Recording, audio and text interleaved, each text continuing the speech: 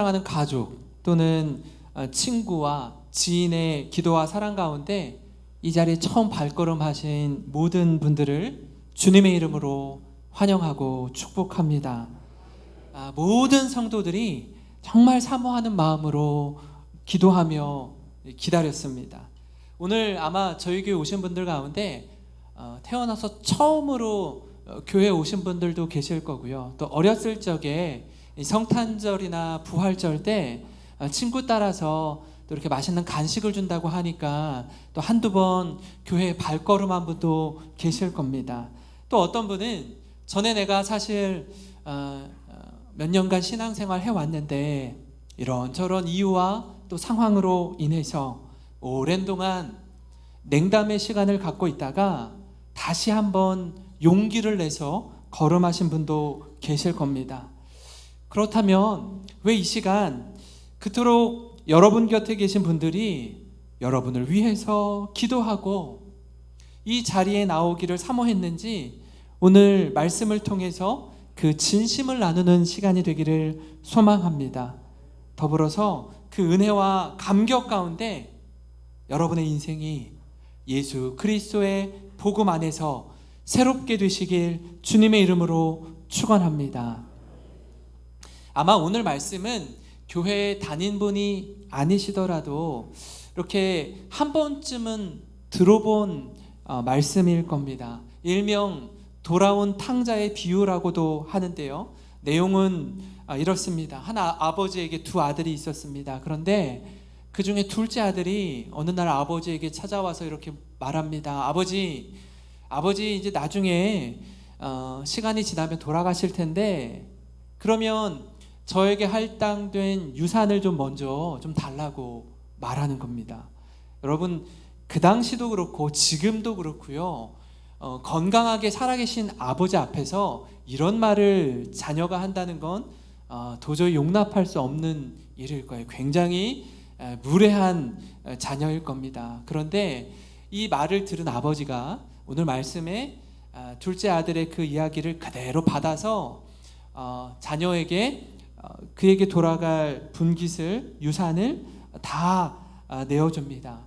지금도 사실 용납이 안 되는 이야기이지만 당시 유대문화권에선 훨씬 더 이 말을 듣는 사람들은 굉장한 충격적인 이야기가 아닐 수 없습니다. 그런데 이렇게 말하는 아들을 호되게 야단치거나 아니면 내쫓거나 하지 않고 둘째 아들이 원하는 대로 다 내어줍니다. 그리고 그 아들이 어떻게 하죠? 아버지의 영향이 미치지 않는, 가능하면 멀리 더 먼 곳으로 그가 생각하는 땅 끝으로 가서 그 재산을 가지고 자신이 원하는 대로 마음껏 낭비하고 허랑방탕한 생활을 합니다. 아마 아들은 그렇게 생각했던 것 같아요. 아버지의 관심, 아버지의 영향이 없는 그곳이 천국이라고 생각했는지 모르겠습니다. 나만의 세상, 내가 원하는 대로 내 마음대로 사는 게 가장 좋고 행복한 줄 알았습니다. 오늘 말씀 13절을 보시면요. 그 후 며칠이 안 되어 둘째 아들이 재물을 다 모아가지고 먼 나라에 가 거기서 허랑방탕하여 그 재산을 낭비하더니 아버지께 받은 유산으로 허랑방탕한 생활을 합니다. 재산을 낭비하기 시작해요. 그런 거 있잖아요. 이렇게 자신이 땀 흘려서 벌지 않은 돈이어서 그런지 얼마나 소중한 가치가 있는지 잘 모르는 것 같습니다. 그래서 자신 마음 가는 대로 살다가 이제 인생의 바닥을 경험하기 시작합니다. 때마침 그가 사는 나라에 흉년이 들고 그가 비로소 모든 재산을 다 잃어버린 채 궁핍하게 돼요. 그래서 그가 선택한 것이 무엇이었냐면 15절 16절입니다. 가서 그 나라 백성 중 한 사람에게 붙여 사니 그가 그를 들로 보내어 돼지를 치게 하였는데 그가 돼지 먹는 주염 열매로 배를 채우거나 하되 주는 자가 없는지라 라고 말씀하고 있습니다. 자신의 주위에는요, 사실 많은 사람들이 있었어요. 그죠? 왜냐하면 부잣집 아들이었거든요. 근데 자신은 그렇게 생각했던 것 같습니다. 야, 이 친구들, 이 수많은 나를 따르는 사람들, 그 가족들이 얼마나 좋았는지 몰라요. 근데 그런 줄 알았는데 자신이 가지고 있던 재물을 다 잃어버리자 당시에 친구인 줄 알았던 사람들이 하나둘씩 떠나기 시작하는 겁니다. 여러분, 우리가 기억해야 될 게 있습니다. 여러분 주위에 사람 많습니까? 언제라도 전화하면 나의 도움을 들어줄 사람들 많이 계십니까? 혹 내가 누리고 있는 지위와 명예와 재물 때문에 붙어 있는 거 아닙니까? 그거 다 잃어도 나와 함께 할 사람들이 몇이나 될까요? 탕자의 주변엔 그런 사람이 단 한 사람도 없었습니다. 자신은 친구라고 생각했는데 그들은 그렇게 생각하지 않았어요. 내가 좋아서 함께한 게 아니라 내가 가지고 있던 돈에 관심이 있던 겁니다. 모든 재산을 탕진하자 다 떠나가고 홀로 남습니다. 그리고 곁에 있는 건 돼지뿐이었어요. 게다가 돼지가 먹는 쥐염 열매조차도 먹지 못하는 초라한 자리에 놓입니다. 우리가 사람들을 일컬어서 이렇게 말해요. 아유, 짐승 같은 사람. 이렇게 얘기할 때가 있습니다. 근데 지금 탕자는요, 짐승만도 못한 사람으로 전락해버렸어요. 이처럼 안타까운 일이 어디 있습니까? 어느 누구 하나 찾아와 만나주지도 않고 도와주지도 않습니다. 심지어 돼지우리에서 돼지만도 못한 삶을 사는 자신의 인생을 마주하게 된 겁니다. 탕자가요, 이쯤 되어서 자신을 돌아보는 겁니다. 돌아보는데 누가 생각난 줄 아십니까? 아버지 집에서 지내고 있는 품꾼이 생각난 거예요. 사실 그의 인생의 품꾼은요, 그의 머릿속에 전혀 없었던 사람이에요. 관심도 없었어요. 언제든지 부릴 수 있는 종이었거든요. 근데 지금 자신의 현실을 직면해 보니 차라리 우리 인자하고 온유한 아버지 아래서 먹고 생활하는 품꾼이 지금 내 형편보다 훨씬 더 낫고 훨씬 더 행복하겠구나. 그가 부러운 겁니다. 그러면서 둘째 아들이 집으로 돌아가는데요. 이런 측면에서 오늘 이 자리에 계신 모든 분들에게 하나님의 말씀을 통해 돌이키는 은혜가 있기를 간절히 소망합니다. 혹 이 자리에 계신 분들 가운데 저를 비롯해서 우리가 있어야 할 자리, 우리가 감당해야 할 사명의 길을 떠나서 다른 지점에 머물러 있거나 다른 방향으로 나아가고 있다면 바라기는 돌이키는 은혜가 있기를 소망합니다. 저는요, 3년 전에 서울에서 이 군산으로 이사 왔습니다. 이사 오는 날 차를 몰고 이렇게 왔는데요. 만약에 제가 버스를 타고 온다고 생각할 때 서울에서 군산 가는 버스 티켓을 끊고 군산으로 향해야 되는데, 만약에 제가 서울에서 울산 가는 버스를 탔다고 칩시다. 잘못된 방향으로 가는 버스를 타고 있는 거예요. 근데 마음이 급하니까 제가 만약에 그 버스 안에서 군산 방향을 바라보고 열심히 뛴다라고 생각해 봅시다. 아무리 뛰어도 소용이 없는 일입니다. 만약에 잘못된 방향으로 가는 버스를 타고 있다면, 그걸 깨달았다면 제가 가장 먼저 해야 할 일은 무엇입니까? 그 버스에서 내리는 거예요. 그 버스에서 내려서 군산 가는 버스로 갈아타야 합니다. 방향을 돌이켜야 합니다. 그런데 많은 사람들이요, 이런 말을 해요. 회는 있는데 개는 없대요. 다시 말씀드리면 뉘우치고 깨닫는 건 있는데 돌이켜 고치는 건 없다라는 거예요. 말씀을 듣고 뉘우치긴 하는데 돌아서지 않습니다. 말씀을 듣고 말씀에 대한 찔림은 있는데 방향을 전환하지 않는 거예요. 잘못된 거 알겠는데 그것으로 끝인 겁니다. 여전히 말씀을 들어도 내가 가고 싶은 길, 내가 하고 싶은 일을 하면서 지내는 겁니다. 오늘 말씀에 나오는 탕자는요, 돌이키는 은혜를 경험했습니다. 17절 말씀에 이에 스스로 돌이켜 이르되 내 아버지에게는 양식이 풍족한 품꾼이 얼마나 많은가. 나는 여기서 주려 죽는구나. 탕자는요, 자신이 지금 처한 현실을 직시했습니다. 스스로 돌이켜 이르기를, 야, 우리 아버지 밑에 있는 품꾼보다 내가 못하구나 라는 걸 깨달았어요. 깨달은 것으로 그치지 않고 하나님 앞에 이렇게 기도합니다.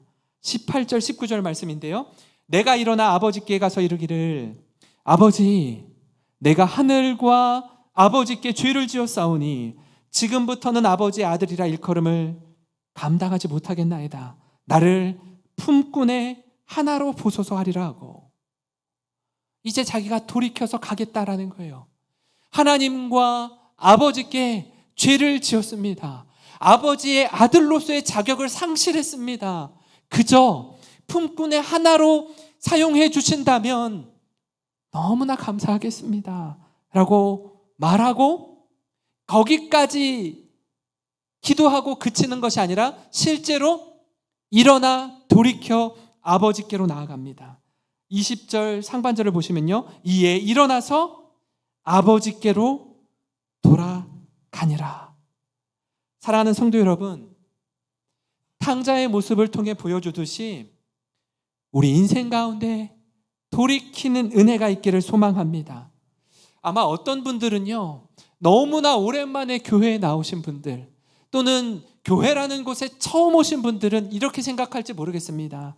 목사님, 저는요, 그동안 지은 죄가 많아서, 그동안 내가 이렇게 저렇게 살면서 이제 와서 돌이킨다는 건 너무나 염치가 없습니다.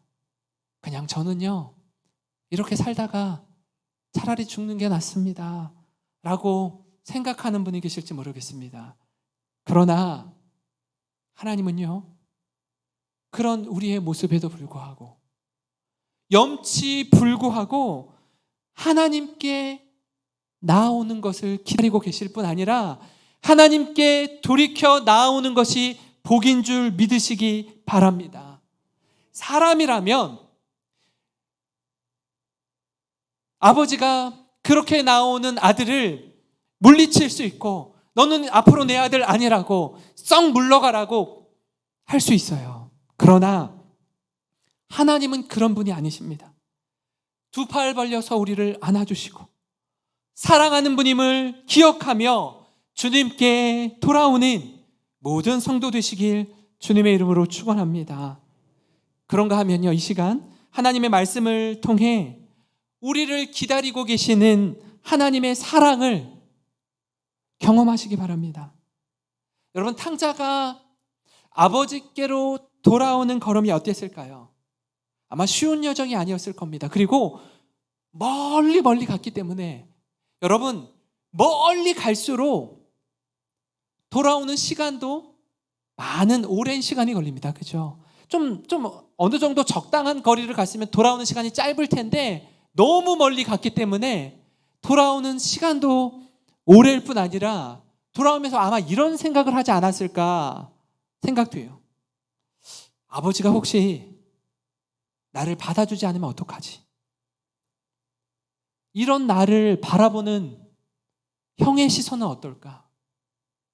품꾼들은 도대체 나를 보면서 무슨 생각을 할까? 내가 품꾼의 하나로 아버지가 나를 사용하신다면 내가 과연 이전에 부리던 그 품꾼들과 함께 같은 처지에 놓여서 내가 생활할 수 있을까? 아마 돌아오는 모든 그 시간 속에서 복잡한 생각들이 꼬리에 꼬리를 물고 들었을 겁니다. 그러나 그런 것 다 따지고 분석하고 재고 앉아 있으면 아버지 집으로 못 돌아올 거예요. 이 모든 생각을 접어두고 그저 아버지 앞에 가서 납작 엎드리는 겁니다. 잘못했다고 용서를 구하는 거예요. 그때 우리를 기다리는 아버지를 만나게 되는데요. 아버지는요, 둘째 아들이 가지고 있던 모든 근심과 걱정과 염려를 다 내려놓게 하시고 아무 말 안 하시고 그저 아들을 품 안에 안아주십니다. 오늘 말씀 20절에 우리 한번 같이 읽어볼까요? 같이 읽겠습니다. 시작. 이에 일어나서 아버지께로 돌아가니라. 아직도 거리가 먼데 아버지가 그를 보고 측은히 여겨 달려가 목을 안고 입을 맞추니. 아멘. 아버지께로 돌아갈 때 무슨 일이 일어납니까? 아직도 거리가 먼데. 저는요, 이 아직도 거리가 먼데의 마음이 딱 꽂히더라고요. 아마 동네 사람들, 다른 사람일 경우에는요, 저 멀리서 점으로 보이는 저 사람이 누굴까? 행색이 초라합니다.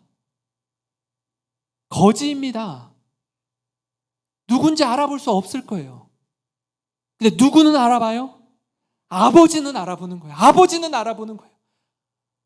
걸음걸이만 봐도, 저 걷는 행색만 봐도 전 내 아들이구나. 내 아들이구나. 그리고 어떤 마음으로 달려가요? 측은히 여기는 마음으로 가요. 불쌍히 여기는 마음으로 갑니다. 달려가서 목을 안고 입을 맞추었다라고 말씀해요. 이 모습을 가장 잘 묘사한 그림 하나가 있는데요. 렘브란트의 탕자의 귀향이라는 그림입니다. 그의 유작이기도 한 이 그림을 통해서 우리는 아버지와 탕자와 첫째 아들의 삼각관계를 볼 수 있습니다. 아버지가 저 아들을 안는 모습이 있고요. 또 하나, 저 오른쪽에 꼿꼿이 서서 아주 날카로운 눈으로 쳐다보고 있는 저 사람이 아들입니다. 첫째 아들이에요. 근데 오늘 이 시간은요, 아버지와 아들의 모습만 주목해서 우리가 좀 살펴보기를 원합니다. 거리가 먼데 저 아들을 품에 안고 토닥여 주시는 그 아버지의 모습을 우리가 볼 수 있습니다. 아버지는요, 떠난 아들을 생각하면서 어제도 오늘도 내일도 언제쯤 우리 아들이 돌아올까 기다리고 있습니다. 이 아들의 행색을 보니요, 그림에선 이렇게 묘사하고 있어요. 신발이 하나 벗겨져 있습니다. 맨발로 돌아옵니다. 머리를 보니까 다 머리가 깎여 있어요. 모든 권리와 모든 것들을 다 잃어버린 모습을 묘사하고 있는 것입니다. 그 아들을 안아주시는 아버지의 눈을 보면 아버지의 눈이요, 짓물러져 있어요. 눈을 뜨지 못할 만큼 하도 많이 울어서 눈이 다 짓물러져 있습니다. 그를 안고 있는 이 두 손을 보면요, 한쪽은 어머니의 모성애를 표현한 손으로 아주 부드럽고 따뜻하게 묘사가 되어 있고, 왼쪽 손은요, 아버지의 부성애를 담고 있어서 아주 거친 모습으로 손이 표현되어져 있습니다. 제가 이 그림을 이렇게 보면서 이런 생각이 들었어요. 아니, 렘브란트는 어떻게 이 탕자의 귀향이라는 이 그림을 통해서 하나님 아버지의 사랑을 이렇게 묘사할 수 있었을까라는 생각을 하게 되었거든요. 그리고 막 인터넷으로 한번 찾아봤어요. 렘브란트가 어떤 사람이었는지. 그는요, 젊은 시절 세계적으로 유명한 화가로 뜨는 인물이었습니다. 많은 사람들이 존경하고 바라보는 아주 시대의 최고의 화가 중에 한 사람이었어요. 그런데 안타깝게도 부와 명예와 모든 걸 누리게 된 이 렘브란트의 마음 가운데 교만함이 있었습니다. 자신이 낳은 아들들을 딸을 잃기 시작했어요. 아내가 떠나갑니다. 젊은 시절 자신이 누리고 떵떵거리면서 호령하던 모든 재산과 재물과 부와 명예를 다 잃어버리게 돼요. 마치 성경 속에 나오는 탕자처럼 말이죠. 그리고 그의 인생 노년에 이 탕자의 귀향이라는 그림을 그립니다. 내가 이전에 어떤 존재였는지, 내가 얼마나 초라한 자가 되었는지, 그러나 그런 나를 품으시고 안으시고 용납하시는 하나님 아버지의 사랑을 이 그림 한 장을 통해서 다 담아내고 있는 겁니다. 오늘 말씀 22절, 23절에 돌아온 탕자를 안으시는 아버지의 모습을 이렇게 표현하는데요. 아버지는 종들에게 이르되 제일 좋은 옷을 내어다가 입히고 손에 가락지를 끼우고 발에 신을 신기라. 그리고 살찐 송아지를 끌어다가 잡으라. 우리가 먹고 즐기자. 아버지는 초라한 행색으로 오는 아들을 어떤 말도 하지 않습니다. 그리고 그를 꼭 안아줍니다. 제일 좋은 옷을 입히고 신발에 신을 신기고 손에 가락지를 끼운다는 의미가 어떤 의미일까요? 너는 품꾼의 하나가 아니라 내 아들로서 내가 너를 다시 받아들이고 용납한다. 너는 내 아들이다. 아들의 신분을 회복시켜주는 겁니다. 하나님은요, 그런 분이세요. 극진히 환대하실 뿐 아니라 잔치를 베푸시는 분임을 우리에게 보여주고 있습니다. 사랑하는 성도 여러분, 하나님은요, 여러분을 기다리고 계셨습니다. 방황의 자리, 낙심의 자리, 절망의 자리에 머물러 있는 분들 혹 이 자리에 계십니까? 그렇다면 돌아오길 기다리시는 아버지의 사랑과 환대를 경험하시길 주님의 이름으로 축원합니다. 그 하나님이 두 팔 벌려 안아주시고 종이 아니라 아들로 대하시는 그 하나님의 환대를 경험하는 모든 성도 되시기를 바랍니다. 마지막으로 이 시간 하나님의 말씀을 통해 새 생명을 얻는 기쁨을 누리시기 바랍니다. 둘째 아들은 아버지의 재산 가운데 자신에게 돌아올 몫을 가지고 떠났습니다. 여기서 나오는 재산이라는 뜻은 헬라어 원어로 우시아라고 표현하는데요. 이 뜻은 본질입니다.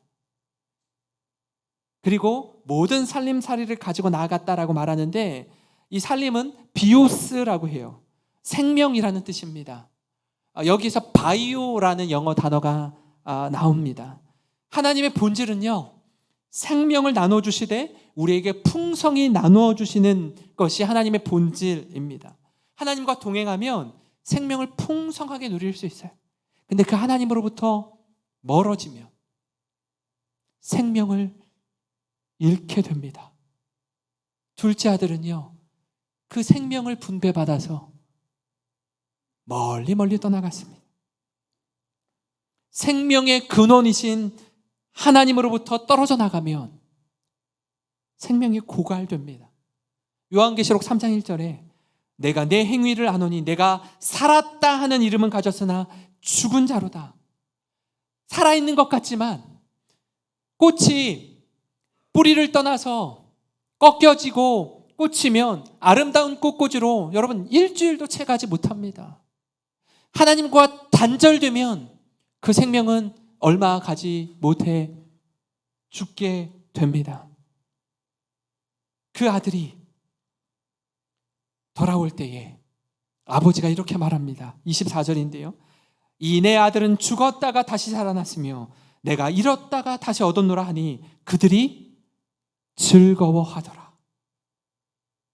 아마 이 자리에 처음 발걸음하신 분들, 그 옆에 앉아 계신 우리 인도자분들은요, 너무나 기쁠 거예요. 왜요? 여러분들을 위해서 오랜 동안 기도했거든요.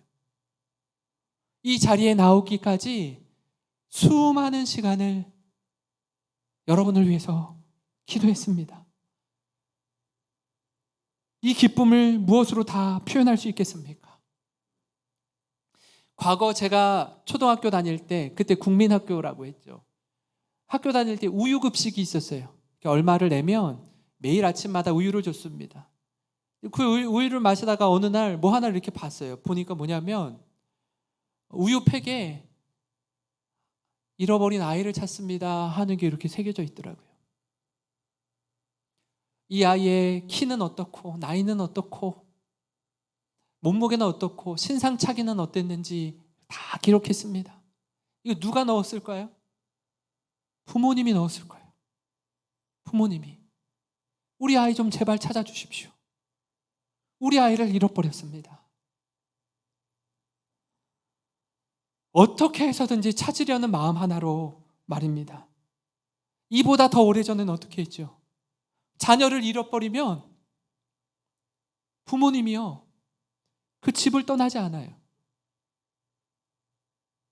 이사를 가야 되는데 못 가겠다라는 거예요.